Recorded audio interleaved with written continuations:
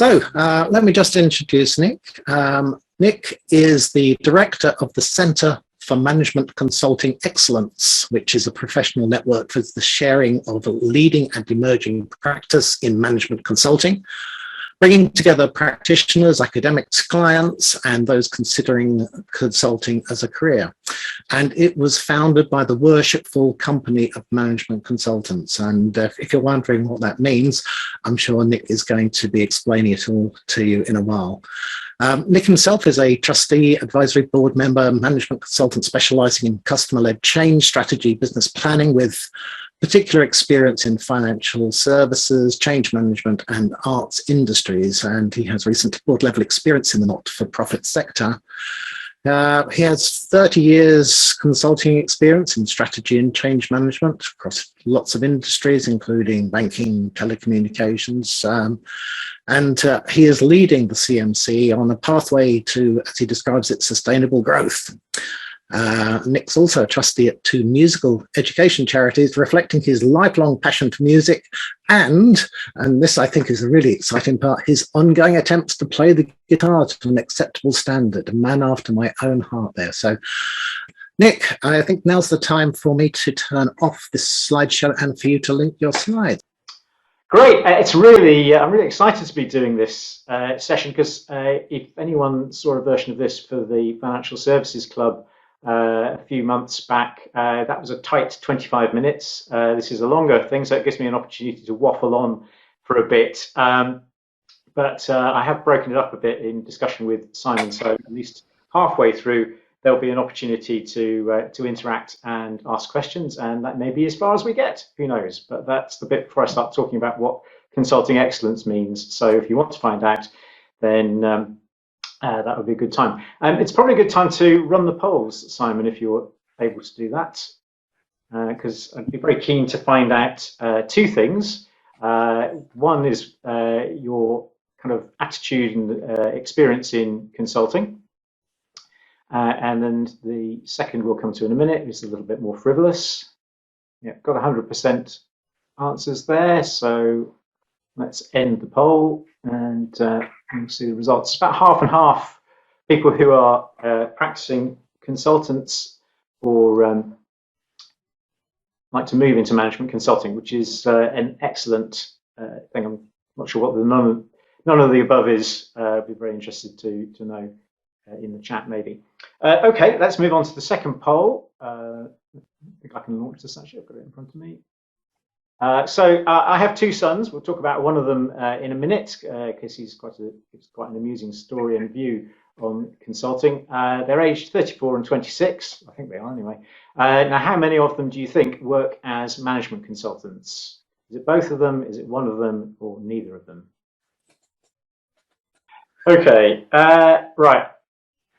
Thank you for that. I'm not going to share the results because that might kind of prejudice your listening for the rest of the thing, but they were quite interesting. Okay, so let me say what I'm going to be talking about, and then we can get cracking. Yeah. Okay, so CMCE, as I think Simon might have said, is an open community. We'd like anybody to join who's got any vague interest in management consulting, whether they are practitioners or just people who aspire to become consultants. And it exists to share leading and emerging practices. So we're really trying to identify what's coming over the hill, if you like, that will disrupt the industry in some way. In doing that, we produce reports. That's a selection of covers, and I will allude to some of those during the meeting. We run events similar to this one, highly interactive, where we bring people who are doing interesting things in either technology or consulting, or even in some cases relaxation techniques. I think we had once in mindfulness, which was really interesting, and kind of get people to think and apply some of these things to their practice. And the reason we do that is because I think management consulting is thriving at the moment. The data suggests and all the reports suggest it's a growth industry. So all of those of you, the half of you who were looking to get into it as a career, you're entering a growth industry, and it sounds like a good choice to me. And consultants do deliver value to their clients. If they didn't, we wouldn't be coming back and doing repeat assignments, and it wouldn't be thriving. But, and it's a big but, it does contain the seeds of its own demise, I think. And, ooh, just went on somehow. I think PowerPoint's trying to hurry me along. And it therefore must respond to some external threats, which I'll identify. And it should address some challenging questions in order to achieve excellence. And I believe excellence, you would think I would say that, given I'm the director of the Centre for Management Consulting Excellence, is something that the profession as a whole should be focusing on. So 5 parts really, but after part 2, we'll take a bit of a break and have a discussion if there are any questions. And I hope from Simon's encouragement, you'll put them in the chat. But I want to talk about the problem with management consulting first, and then look at some of the challenges and opportunities as I see them. And then the second part, we'll be talking about excellence and what CMCE is doing about it, and if you're so motivated, how you can get involved in it. So to start with, I had an early critic of my role as a consultant. This is my eldest son, Tom, at the age of about 6. As you can see, he was quite, and still continues to be, quite technologically literate. This is an early Mac, I think, which you can see roughly when that is, sometime in the mid-90s. And around about that time, I was on a major transformation project in Oslo. It was great fun, one of the nicest clients I've ever worked with, where we were re-engineering their IT and R&D departments. So we had a lot of fun doing that.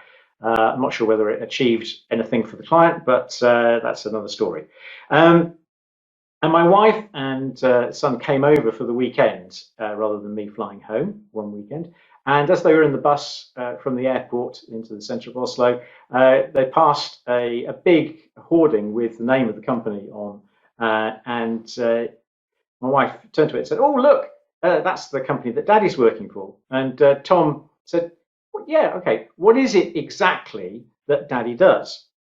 And my wife thought about this for a moment, because it's been a bit of a mystery to her, and how you could explain it to a 6-year-old. And she said, "He helps people do their jobs better." To which Tom replied, that doesn't sound like much of a job. So anyway, you'll have to wait out to the end of the presentation to find out whether he did actually go on to become a management consultant or something else. But it does mean that people's perceptions of what management consulting is can be a bit vague, to say the least, and possibly rather critical. So going back a couple of years, as we went through the terrible times of the pandemic, what we didn't see was lovely rainbows in people's windows thanking management consultants for all the great work they did in the pandemic to help us. Now, I'm not going to make a judgment on whether that's fair or not, but I will say that my Worshipful company did see fit to award Accenture its 2020 Urwick Prize. The Urwick Prize is something that we hand out for, we kind of vary it from year to year, but in 2020 we thought it would make sense to award it to an outstanding consulting project relating to the pandemic. And it went to Accenture for their work on coordinating the production of medical ventilators in the UK. So well done them. However, that wasn't what made the headlines. I must say, not much that CMCE does make the headlines, but instead there was a lot of negative press around the amount that government departments were spending on consultants during COVID. It's estimated at 700 million. I'm sure it was probably a bit more than that by the time the total thing was finished. And there always seemed to be a lot of sevens in this. There was £7,000 a day rate for test and trace consultants. I don't think it was the consultants actually doing the testing and tracing. I suspect they were on a lot lower day rate. I imagine it was a partner who would be coming in for an afternoon at best. But anyway, that's a detail that doesn't make very interesting copy in the press. So lots of dodgy headlines around that. Didn't do the profession any good. And then if you look more widely, there's been a lot of negative press around McKinsey and their work in the opioid crisis, which actually by all standards is pretty appalling, I think. All the stuff is negative. And I think there are positive things about consulting, which hopefully we'll talk about a bit later on. The upshot of this is that I don't want to see consultants going the same way. I've just realized that my PowerPoint is on rehearsal timings. I have no idea how to turn that off. So apologies if it keeps flicking on. Just trying to get an idea of how long I will be talking for.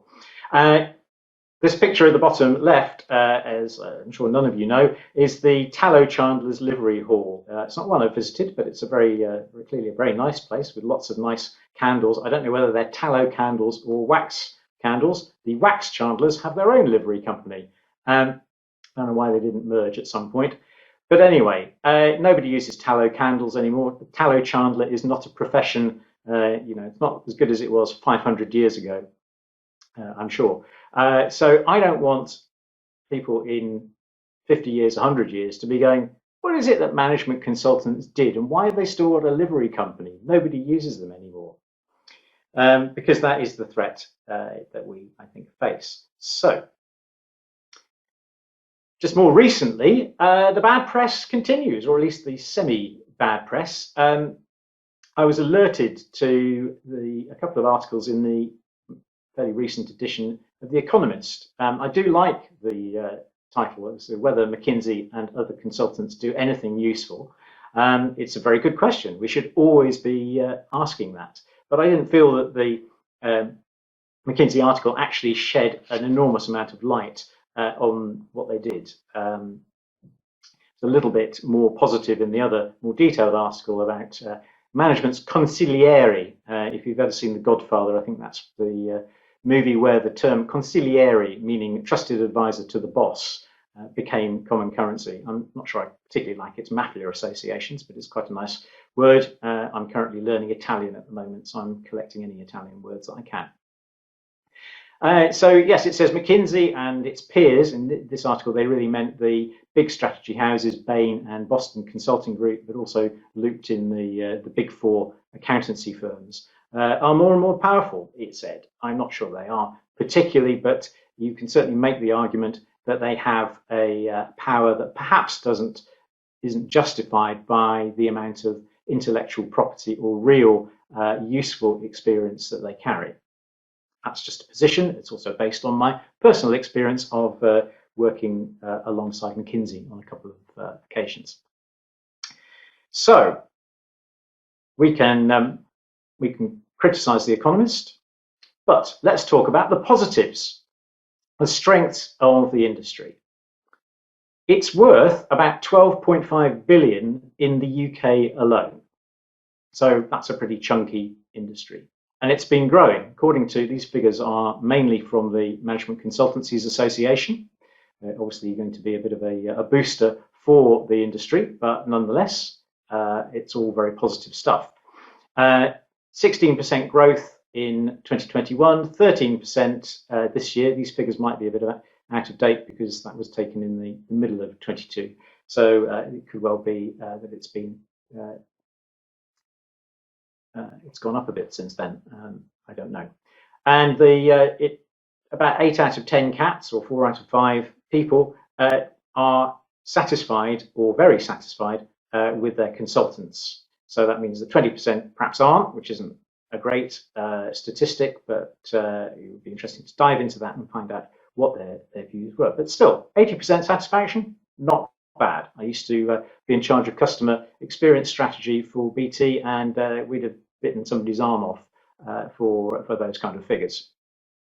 And it's also an incredibly popular profession for high qualified graduates to enter. You only have to look at McKinsey in the States, the recruitment of Rhodes Scholars, to see that. And my timing's perfect because that flicked onto the next slide without me needing to do anything. So There are, however, some weaknesses in the industry, which I think we should explore a bit. It's, as we know, a difficult thing to define. We had a speaker, an ex-consultant, now writing a book, or had written a book, on the links between ancient Greek philosophers and management consulting, which is not quite as niche as you might think. It was a very illuminating presentation.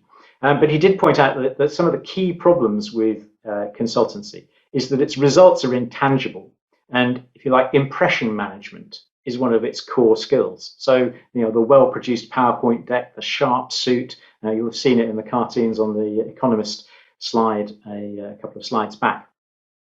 Its knowledge is pretty unscientific. You know, it's not always backed up by research. It's you know, opinionated, and you know, it's kind of hard to get results because it's, or to quantify results, because a lot of it is about building effective relationships with people, and our ability to measure those is not always as good as it could be. And its advice might be self-interested because it does lack the safeguards of the traditional professions. We'll talk about that in a minute as well. And there's certainly often a rollover from your advice phase to the implementation phase. So as we know, big revenue numbers come from having large numbers of people carrying out a project, typically. So if you are advising on the feasibility of a particular solution or strategy, then that would be okay. That might be quite lucrative, but it won't be as lucrative as having a large team of people running the project for 18 months. So how do we make that a little bit more objective? And also, I think there is there's very little research into value. The only study that exists that really has gone into that in any systematic way points out that, at least in the UK Health Service, where health authorities spent more on consultants, their efficiency gains actually appeared to be less, and that correlated quite well. A lot of people, when that was originally presented to us, got quite upset about that. I think it's a good piece of work, not perfect, but it's one of the few pieces of work that has attempted to get under that. And if you have identified any more, or if you're sitting on some yourself, do feel free to share it. I also think that graduates these days are becoming a little bit more picky about the nature of the workplaces they enter.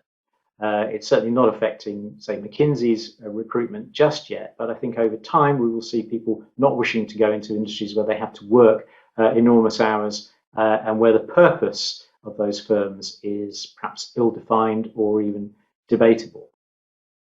And what we are seeing, and we identified this in a report in 2018, is a completely different set of consulting skills in some areas that will be required. And I'm sure none of these will be a surprise to you, since I'm talking to the British Computer Society. A lot of them are technology based. So the growth of AI, the growth of robotics, big data, cybersecurity are all areas for developing your deep consulting skills, because those are the things that clients are looking for. So let's talk about some of those technology areas.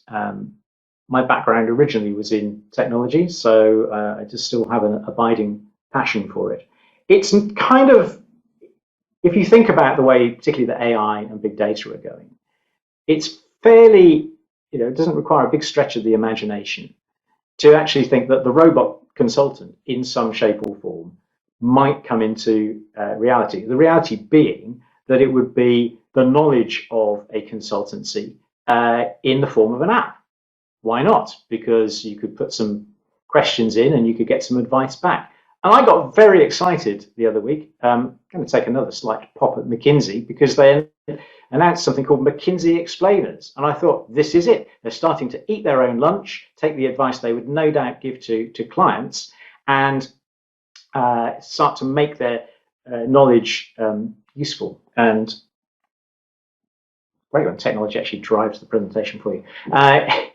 So there was an app that I downloaded following this thing, because I thought, let's give it a try, give it a whirl. Unfortunately, the reality was not quite what I was expecting. Perhaps I got a bit overexcited by the possibility of McKinsey consultants in app form.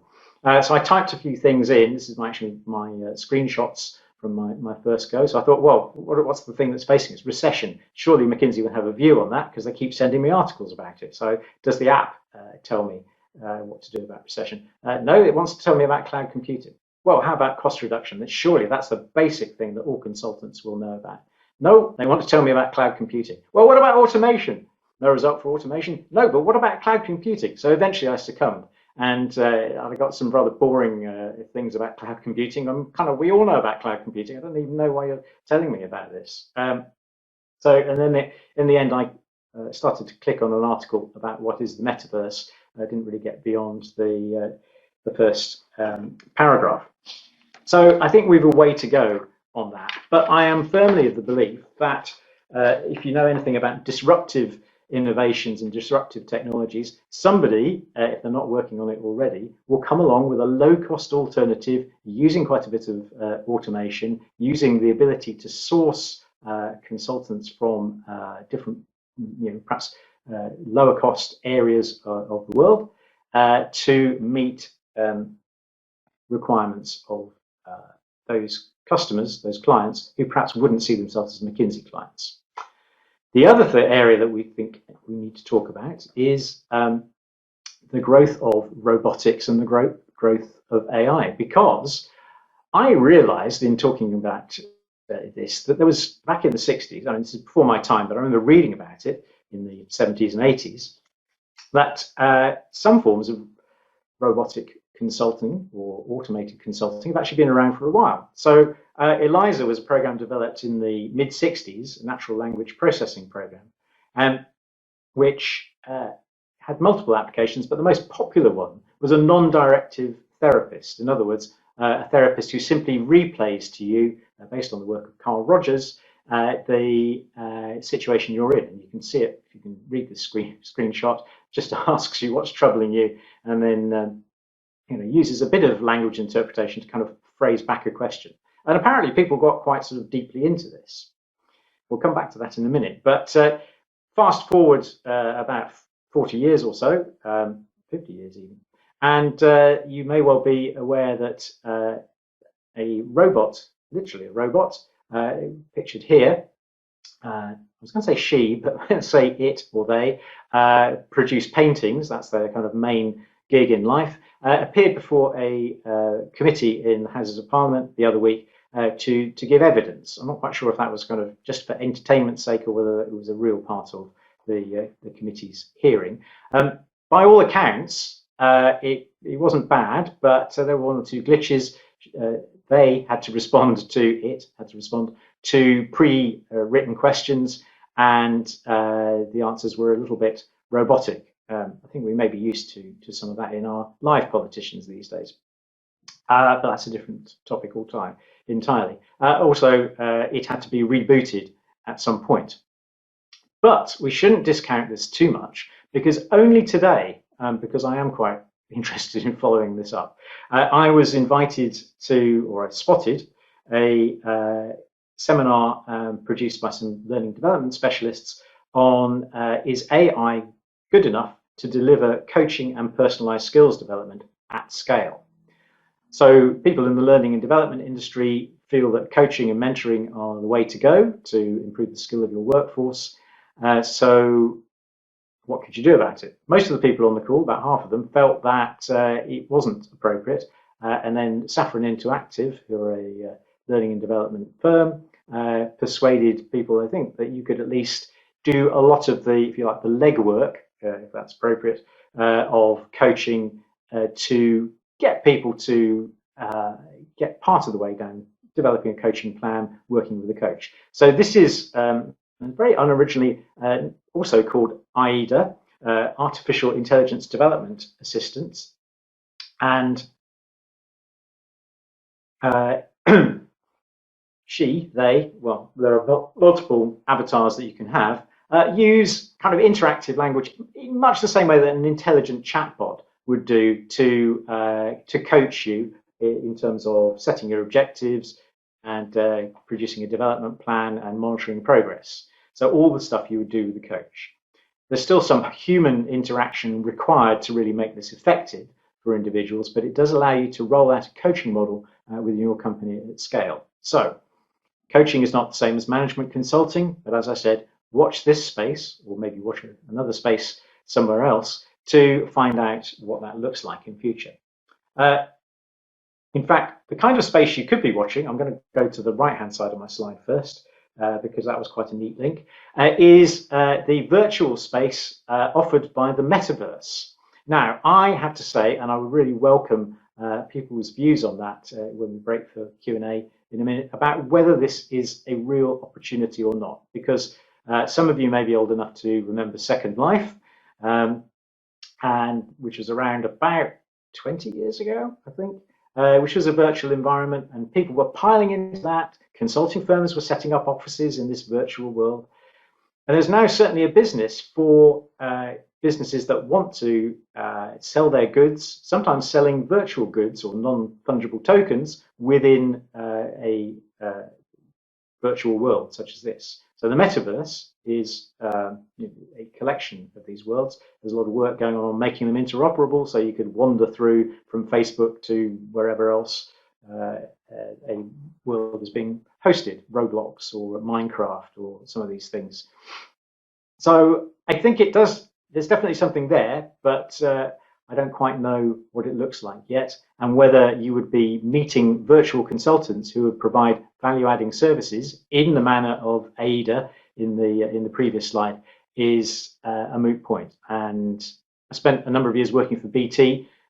BT at the time used to employ lots of futurologists. Most of their predictions were wrong, so that warns me off from going there. On the left-hand side, as I'm sure you know, that is a real photograph of a real quantum computer. And the thing I like about quantum computers is that the people who design them really want to make them look like something you would see at the center of the TARDIS in one of its incarnations. I mean, I can just see that going up and down and that wonderful whooshing noise that they make accompanying it. Anyway, quantum computers, I'm probably preaching to people who know a lot more about this. If you do know a lot more about this, you're one of the people in one of the three categories of quantum computing knowledge: those who do know about quantum computing, those who don't know about quantum computing, and those who do and don't know about quantum computing. And if you know about quantum computing, you'll know that is an attempt at a joke. And it was probably much better when I heard somebody else tell it at a meeting I was at last week.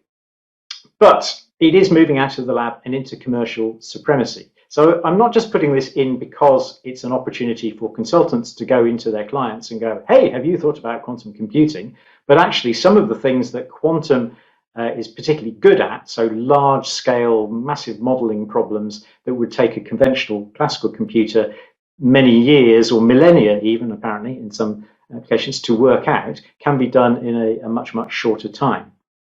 So that replaces the analytics that have formed the bedrock of traditional consulting scale projects in the past.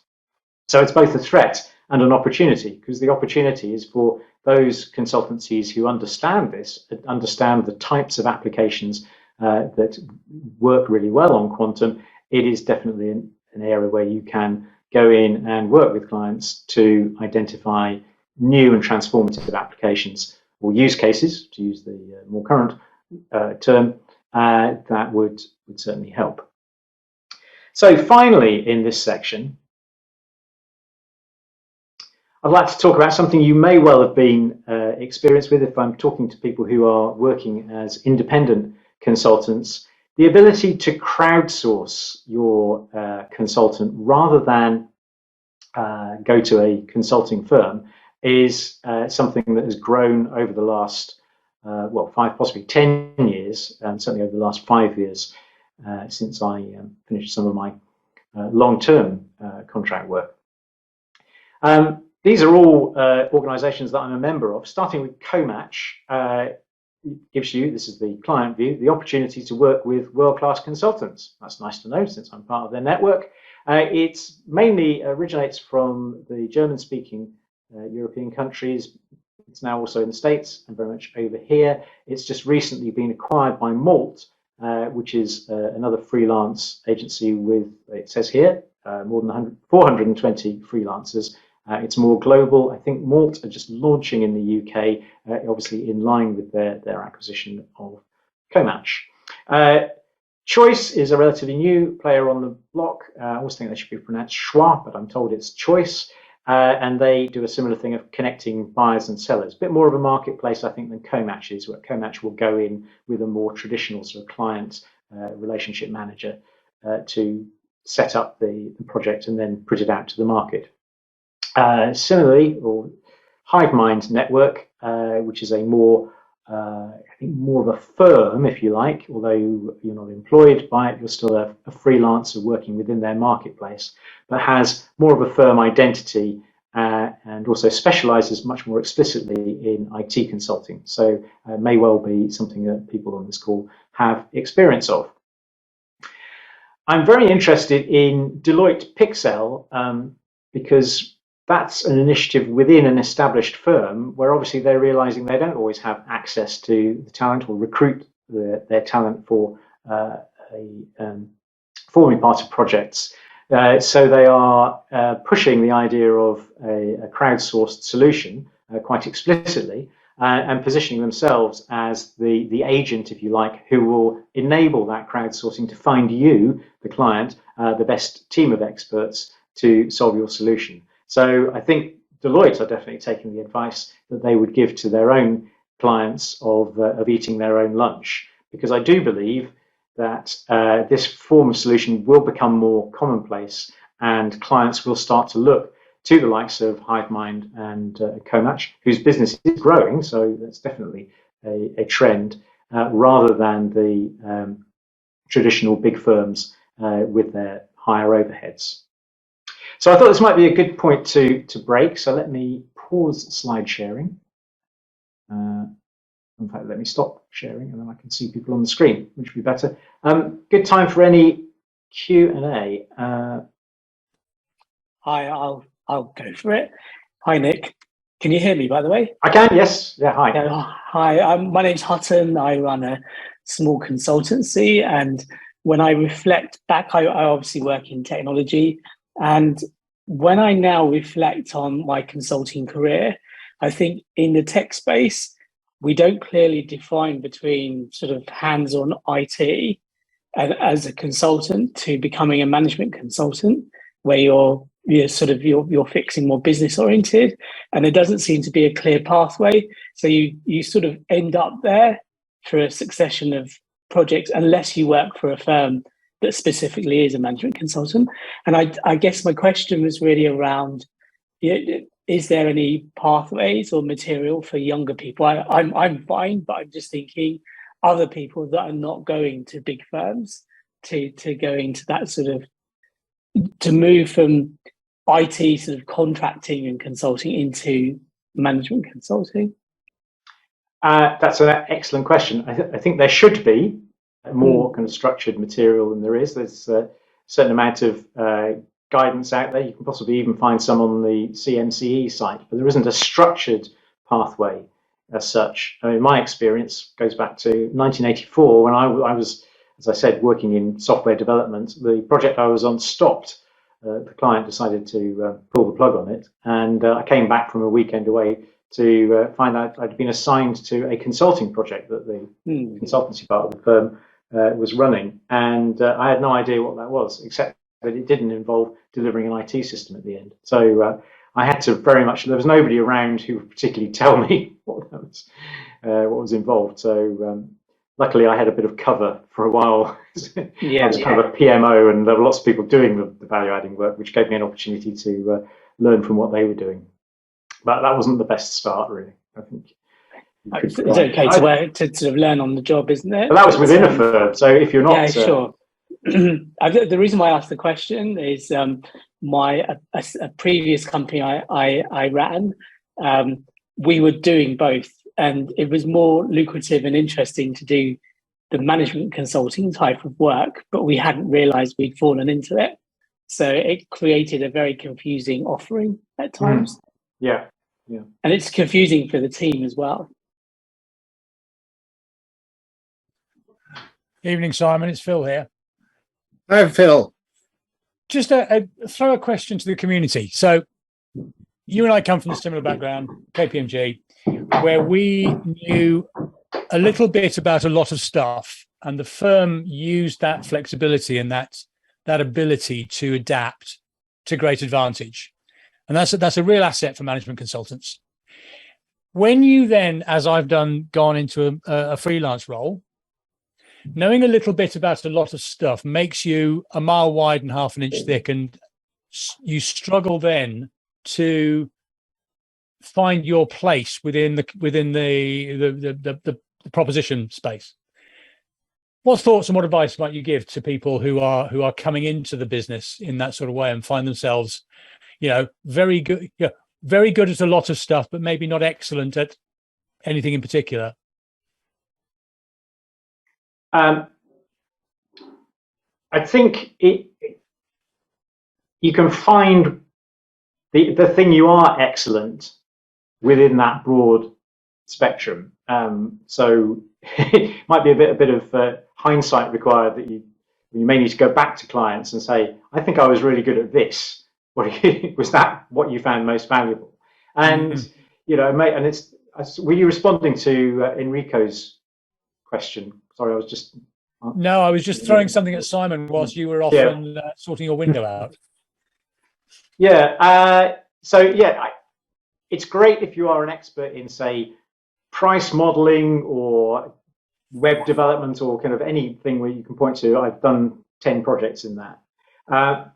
If your expertise is actually in something a bit more intangible, like negotiating the politics of an organization or simplifying management problems, that's a little bit harder to get a handle on. In a way, you just have to kind of state that and evidence it when you get to the interview, and be prepared to. I throw it in because it was a challenge in my last firm. We set ourselves out to recruit people with what we called T-shaped skills. Yeah. So they had a very broad base, very broad competence, but they could deep dive on something. Yeah. And whilst that worked really, really well, but we found those people quite hard to find. There were a lot of people with a very broad base who were very, very flexible. They were good as troops, but they weren't able to give you the insight and the true expertise that you really need to push into the engagement to be, excellent in something. So from a consulting firm as a recruitment model, we found that quite difficult. And it was just a curiosity of mine. It's one of those things I've been looking at for a long time in terms of how we best get people to come into the profession with the right shape. Yeah, and it's making sure that because that deep expertise may well become obsolete. Indeed, particularly in the technology. That was the problem. So actually, you need those broad skills to be able to leap between the different areas. Indeed, yes. I always have to be careful with screen sharing because I made the mistake recently of sharing my screen while I was chairing a meeting of a project board, and what they saw was not the slide I was trying to show, but my notes that I was typing in. And there'd been a very boring and tedious discussion previously. I've just written yada yada, which so that was very interesting, Nick. What did you mean by that? To which I said, that's shorthand for I will listen to the recording and transcribe it later. So anyway, that's a lesson to you to be very careful what you share on Zoom. So we were formed, as the introduction said, by the Worshipful Company of Management Consultants to provide a forum for sharing leading and emerging practice. That's a pretty broad brief if you think about it. We've got excellence in the title. We've also got centre in the title. As I meant to mention when I was talking about the metaverse, that on a call I was on earlier this week about that subject, it said, well, when you're on a Zoom call, you're in the metaverse. And as you'll see, this is not my real environment. It's not even the Centre for Management Consulting Excellence, because we don't really have a centre. We're more of a network. So it's a little bit of a misnomer. But anyway, it's a broad brief, and we thought, how do we kind of narrow this down? We convened an advisory group of the great and good, who came up with some very bright ideas. And one of those bright ideas was to take some work done by a German mathematician, David Hilbert, to help us focus a little bit down. And what Hilbert did in 1900 was to publish a group of mathematical problems that were all unsolved at the time, and that has formed the basis over the last 120 years of a lot of mathematical research and endeavour. And I'm sure, again, people on the call possibly know more about it than I do. But what we thought was, rather than getting into the specific problems, what if there was an equivalent set of difficult questions or perennial problems in consulting that could form the basis of our investigations, because that would then be something that would be valuable. There's lots of people around promoting consulting training, for example, so we don't need to do that, but we do need to be identifying the stuff that people aren't looking at. But really, Hilbert was looking at kind of immutable mathematical fundamentals. The world that we're in is perhaps better encapsulated by his near namesake. In fact, I occasionally made the mistake on calls of referring to them as Dilbert problems. Dilbert. So Scott Adams' world of toxic bosses and evil HR directors and cynical employees may be a work of fiction, but it's probably closer to the world that most management consultants operate in. So Hilbert's work on this was to convene a conference of the great and good to the mathematical world to discuss these problems. We solicited some opinions from past management consultants, current management consultants in large and small firms to come up with their questions. We ended up with a fairly detailed list, and out of that created 5 buckets, if you like, for these. What does management consultancy actually entail? Quite important, actually, in the question that came out earlier about knowing when you're going from, in terms of career progression, when you need to have a different skill set that can be defined as management consulting as opposed to, say, IT development. And those boundaries do get blurred, certainly by a lot of the big consulting firms. How should client relationships best be managed to preserve that objectivity? It's very easy over a long-term relationship with the client to lose that professional distancing, particularly if you're working full-time alongside people, in which case it becomes a bit more like interim management. I think there's a fundamental role of ethics and professional standards that needs to be explored better within the profession, that would highlight or address some of the issues that The Economist addressed in their articles, because without those, you do get people forming deals with perhaps undesirable clients, or having at least an unclear purpose and certainly an unclear relationship with clients. How consulting projects are delivered and how that will change through new technology is a fundamental question. But the one that really gets to it is what we mean by excellence in consulting. And that's what I'll start to talk about in a bit. And let's just deal with perhaps the first two, relationships and boundaries, a little bit more.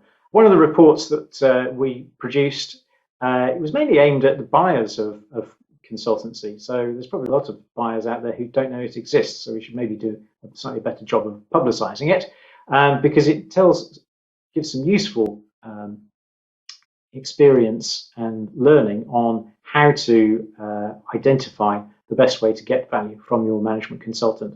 We held a launch event last year for the report and involved a recruiter, Paul Vincent, who currently now works for Randstad, I believe. And he said there's probably 5 different types of client problem that can be addressed typically. And you need different types of consultants or different types of help to sort that out. So firstly, where am I? If I genuinely don't know how the market has changed that I'm in, you would need some expertise to help me find that out or discover it, or shape a strategy to discover it. And then what you do about it is to create a strategy or a business plan where you may need some expertise to do that. And if your client problem is how do I do it? You know, I don't really have the people to help me do it, or I don't understand what's needed in terms of skills and capabilities. Then what I need from my consultant is to help me with execution. And if you don't actually have the capability, then you need those expert bodies to do the work on the ground. And then there's probably a fifth category, which is what's the risk involved in going down this particular path, which is then bringing in a consultant as an independent evaluator to identify that risk. So I thought that was a useful classification. Let's talk a bit about professionalism, because this, I think, again, is another area that a lot more work can be done within the consulting world. Now, if you think about professionals as a broad category, or people who you think of as typical professionals, so doctors, surveyors, other types of profession, even accountants and lawyers, all have agreed standards of conduct. They have some form of certification from a recognized body, or a license to practice may be included in that. They have qualifications and a development path to obtain them and continue to develop that professionalism as you grow in your career. And often it's supported by research in the subject area of the profession, and will be underpinned by an independent complaints process more often than not. So the question, I'm not going to answer this question within this call, although if you've got views, I'd be very interested to hear them. How do these apply to management consultancy? Because it's an inherently vague area, so establishing professional standards is perhaps a tricky thing. And you could say that it's great. I don't know how many of you are familiar with the Chartered Management Consultancy Award from the Chartered Management Institute and the Management Consultancies Association.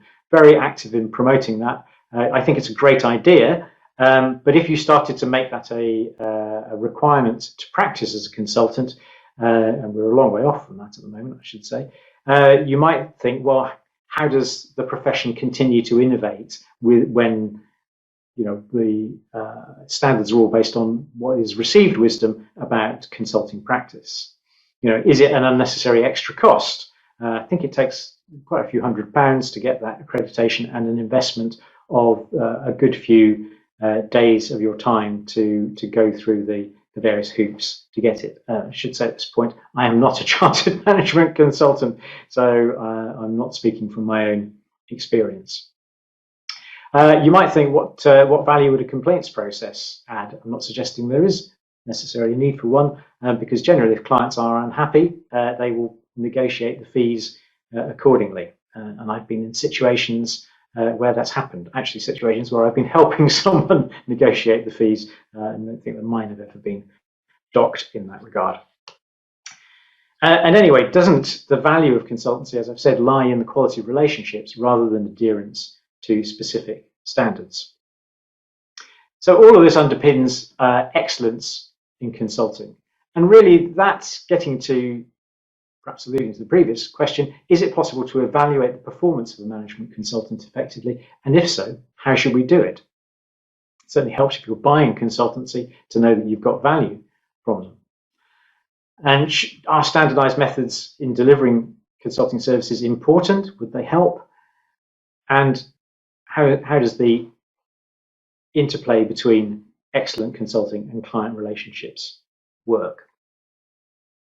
So perhaps not surprisingly, given that our name is the Centre for Management Consulting Excellence and not the Centre for Mediocrity or just okayness, we've been trying to live up to our name.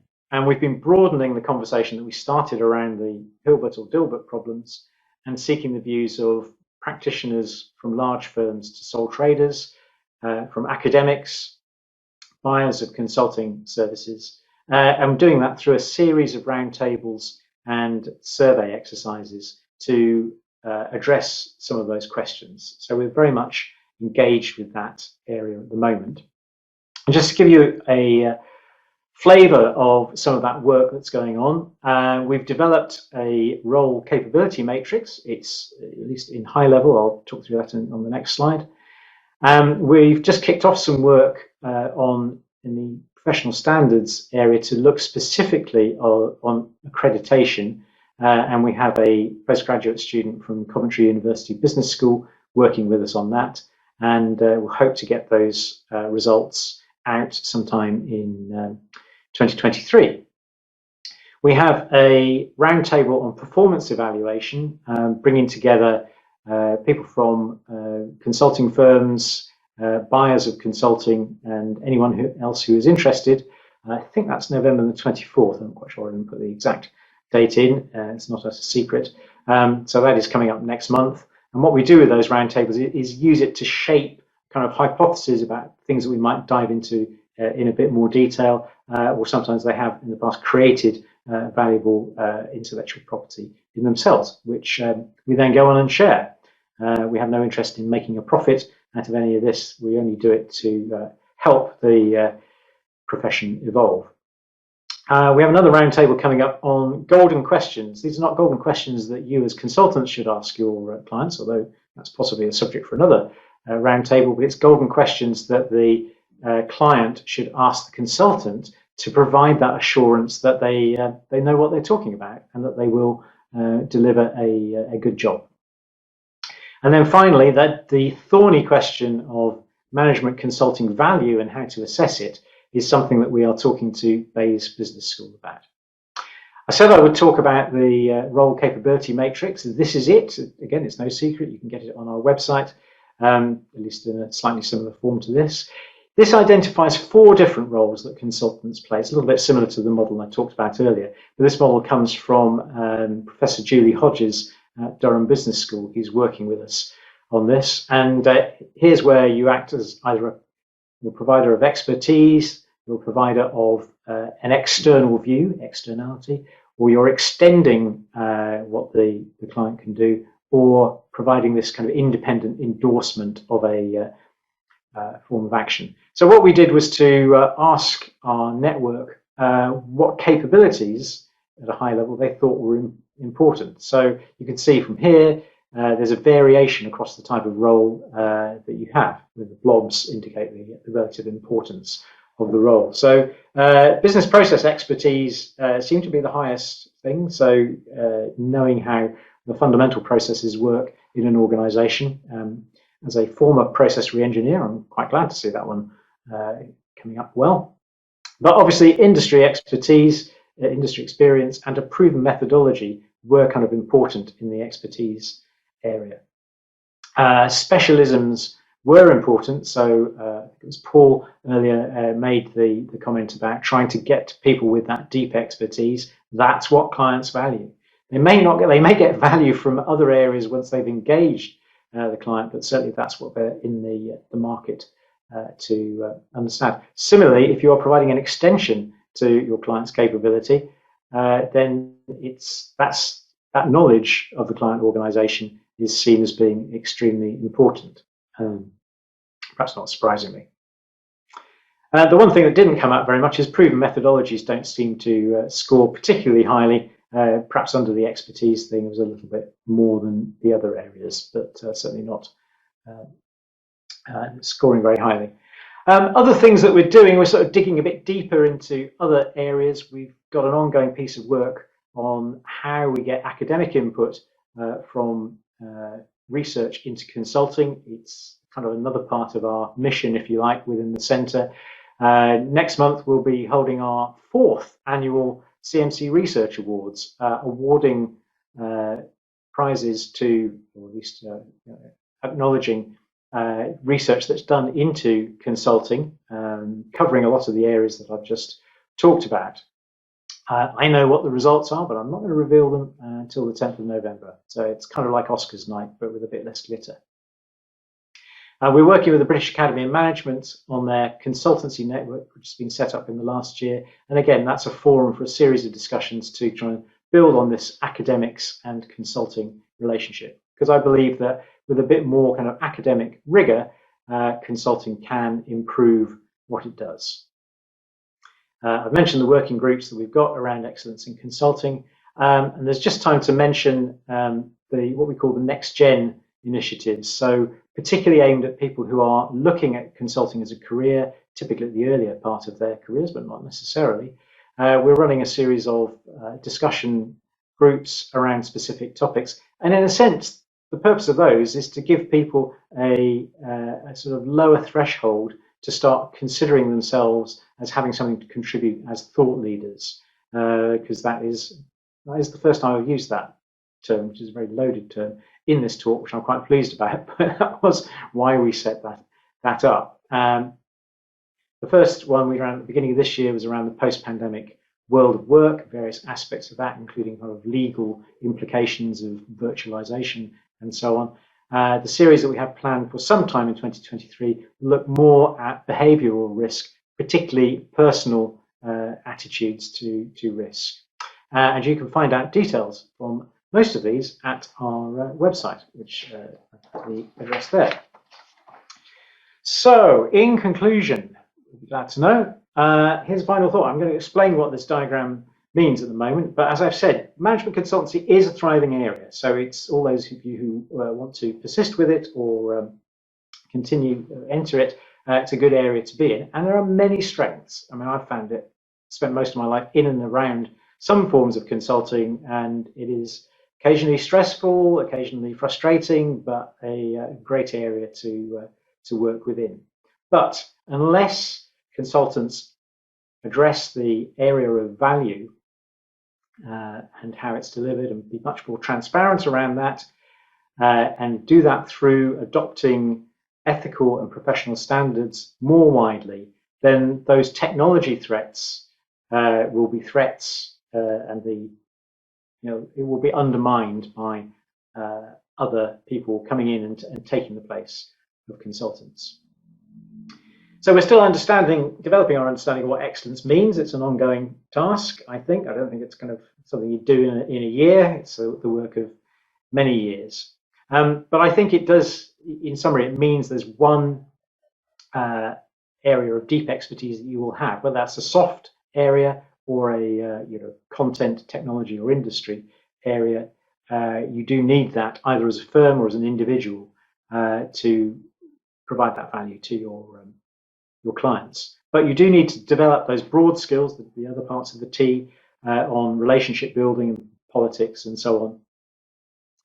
Accreditation is clearly, I think, part of excellence. But the other thing that I want to just highlight is recognizing when you need to walk away from a client engagement. And that's what this diagram is, which is actually something I thought of last night. I was at a book launch for a book that we publicized in a webinar a couple of months ago around uncertainty. And the discussion very much kind of around that book talked about almost the tunnel vision that people have when looking at the future and looking at the possibilities of things that might happen. And I think the problem with consulting, and we're partly contributing to that in some of the work that we're doing, is that we are drawing too much of a box around the tight requirements to go out to the consulting market with. But actually, the value, and they're very much on it's supposed to be a brain, if you didn't work that out, very much on the left-hand side, the mechanistic side of the brain. So do a project for me, give me a result for a certain cost. That precludes the kind of whole brain thinking that businesses really need, I believe, if they are to thrive in the future, to see what the possibilities may be, and to think more creatively about how they get the best out of their people, how they embrace the threats and opportunities of technology, market, or demographic changes. So I think that's my final thought, is to get beyond the box. My other final thought is, how are my kids doing? Here's my two sons, or at least here's one of them. So the younger one, it was not, you'll be glad to know, the model for the slide I used at the beginning. That came from Pixabay. So Dave is a 26-year-old tenor saxophonist trying to ply his trade in Cardiff, and he is therefore not a management consultant. Tom has not morphed into a monstrous plant. This is a photo from a production from a couple of years ago. He is not an amateur dramatics enthusiast. He is not a drama teacher either. He's a music teacher in a school in the East End of London.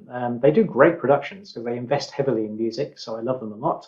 And so that's those, which is half of you, I think, if I remember the poll result correctly, had either heard this story before. Neither of them have become management consultants. Despite my older son's opinion that helping people to do their jobs better was not much of a job, I do believe consultancy is a profession worth following. And if I can, and my voluntary colleagues in the network can contribute to it becoming a bit more excellent, then I'll be happy. So with that, I timed that for about an hour, and indeed took an hour. So I'm going to stop sharing and see if this is where I find out if there's anyone left on the screen. Oh yes, there are. That's good. Yeah, there were a couple of questions in the chat. Siobhan wants to know how to sign up for those roundtables. I will make sure it's available on the website. It's probably the best thing to do. So if you go there, I don't think it's up there yet. Or you can drop me an email at nick.bush@cmce.org.uk. That's probably the best way. And I'll forward it on to my colleague Jim. Question from Charlie. What do you think about how management consulting is changing in relation to the big consultancies and the demand for new solutions like remote work employee solutions?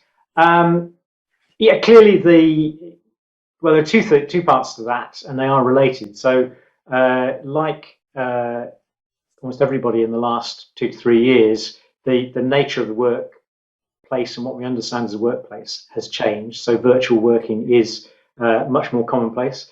We ran, when was it, 2 years ago, a research conference online. This was our research awards, and also a discussion on how we would train new consultants in this new virtual environment, which was a very interesting discussion. We've got the proceedings of that conference. Again, you can find that on the CMCE website. You might have to look at past events. I think it's probably the best way to find that discussion. So we've known about that, but I believe, and it's a hunch rather than a firm belief, that firms will want to expand their network using a virtual model. And that's what Deloitte Pixel are explicitly doing. I think we'll see more of that. And if you think about it, if I am now a consulting employee and I spend part of my time working from home, whether that's a good or a bad thing, then why do I necessarily need to be employed by the company? I could be selling my services to other people. Actually, I did once work for a firm where a partner was doing that, discovered to do that. So clearly that was actually wrong, and he got shown the door. But we'll skate over that poor conduct. Charlie, I've waffled on a bit. Has that answered your question? Oh, Steve Asher. Thank you, Steve. What's your distinction between management consulting, business consulting, and tech consulting? Tech consulting is the easiest one. I'm not sure it's the easiest one to do, but without wishing to sound too facetious about it, tech consulting is where you know about some form of tech. So you can at least point to either, I know about how to construct an IT architecture because I've been there and done that. I'm saying like I have done that, I have occasionally done that in the distant past. Or I know the specifics of how certain systems fit together. In other words, I know, as some people I know a lot about CRM systems, or I know about ERP systems, so there's a particular category. So I can point to that. Management consulting is traditionally the advisor role, in other words, done by the kind of traditional domain of McKinsey, where there is a big question that a client needs an answer to. So in my experience specifically, it's been things like, how do I transform my IT department to adopt newer processes that give me results more quickly? More recently, it's things like, how do I improve the experience of my customers? So that to me is management consulting. There are obviously bigger strategy questions like how do I enter this market? How do I rationalize my product range? So on.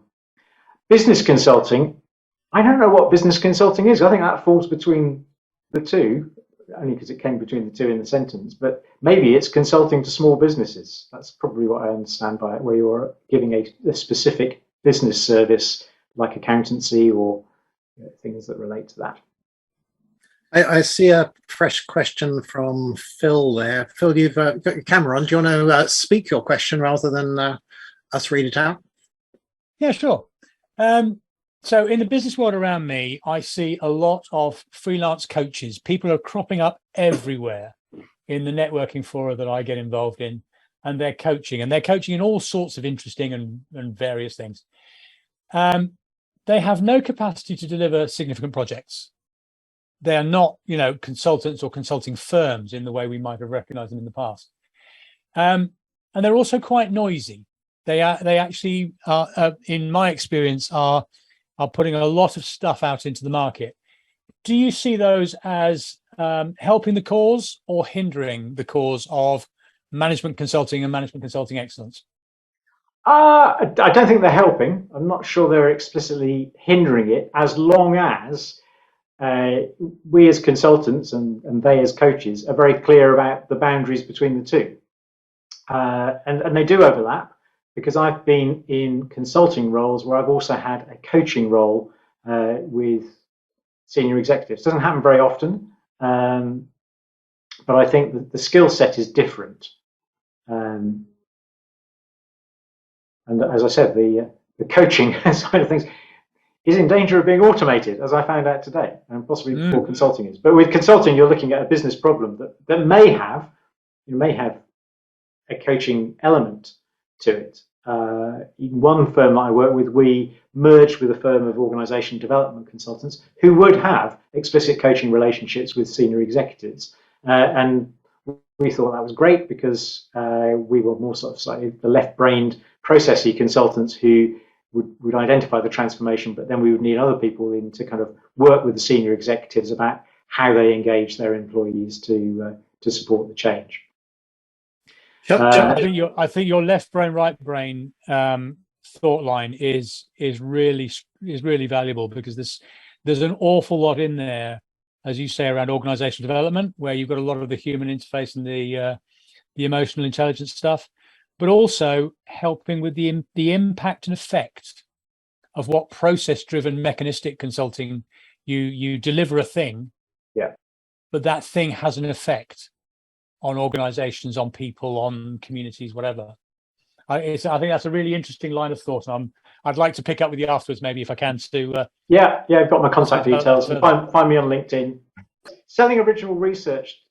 I don't know, actually. I've worked for companies that have a research arm, but not in the same way that Gartner or Forrester do. So selling, if you're a consultancy and you can point to a body of research in the broadest sense, in other words, we've gone out and talked to some people and pulled a report together, that's a very valuable thing to be able to offer, because it gives you something to hang the work on. Okay. Thank you. I wouldn't want to be in the business of selling research. I think it's like, I don't think anyone wants to pay £400 for a report anymore, which is what the going rate was. But don't use the gutter of consulting. I do want to know what you meant by that. Yeah. About about the coaching? Yeah. Oh, I'm sorry. I apologize. You guys were breaking up a little on my laptop, so I couldn't hear. You were asking me a question about what I said about coaching being in the gutter? Yes. So I'm probably being a little too hard on that. I mean, God bless anybody who can make money doing anything these days legally. But I have a lot of friends or enough of them, who are coaching, who are learning to be coaches. Now, these are people who I think are very talented. And they all have strong backgrounds in business in their own right. And so I support them. But I have one friend who's been taking this course with Brene, what's her name? Brene Brown. Oh, yeah. And it's just, coaching is everyone thinks they can coach everyone. And here's the thing, I will ask you this. Let me answer this by saying this. If you consider yourself to be a coach, there is someone who needs coaching that you will resonate with. But that doesn't mean that you can do that with executives or executive management or management. And I think that knowing your audience when you're a coach is very important. And so the perception of coaches in business, I think, is muddying the waters in a way that just does a disservice to everyone, including the so-called coaches who think they can do this, but may be setting themselves up for failure. I don't know. It's debatable. I would love your feedback. I could be wrong.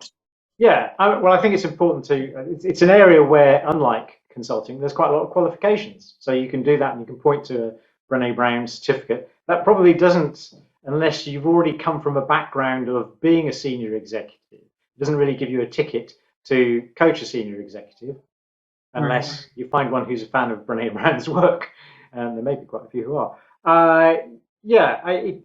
Again, I'm not sure I've come across people who do that. This time next week, I'm having dinner with a friend of mine who is a quite successful coach, and she moved from being a marketing head to setting up her own business, where she's quite, I think with all these things, it comes from being very explicit around what your market looks like. And if your market is senior executives, you've got to know how to speak the language and to be able to latch on to problems that they will have, which are probably not the kind of soft area problems that you would be typically coaching on in that kind of environment. But I think you're right. The soft areas are where it comes through, because in the coaches I come up against, they're either talking about how does an executive manage their work-life balance, or how does an executive do the leadership skills. The coaches tend to run out of steam when they run into the business question. How do I make my company more successful? Yes. Trouble is, they're in the marketplace and they're making quite a bit of noise.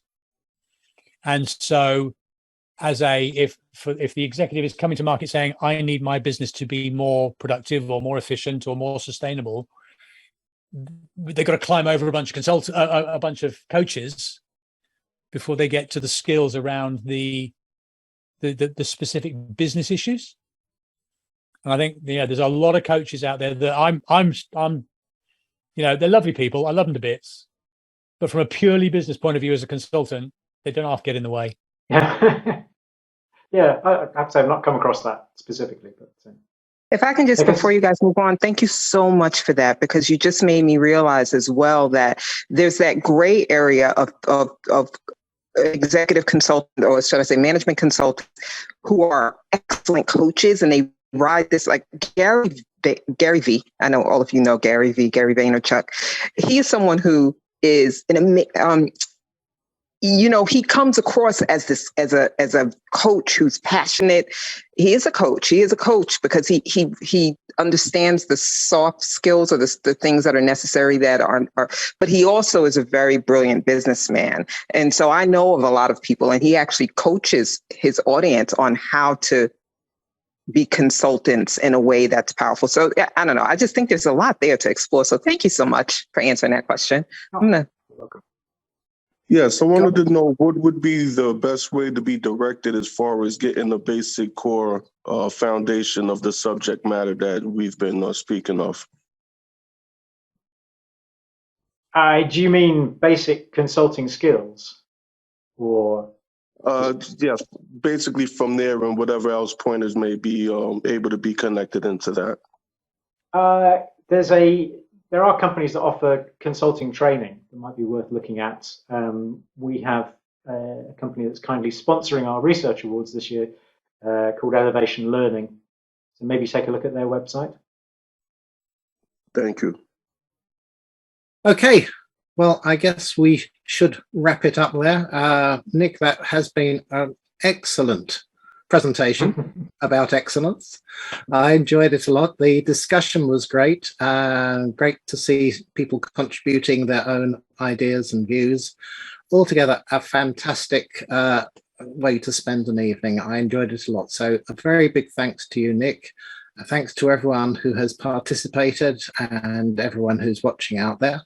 I think that's probably it for today. Thank you all. Thank you, Nick. And you may now disconnect. Thank you. Thanks, everyone.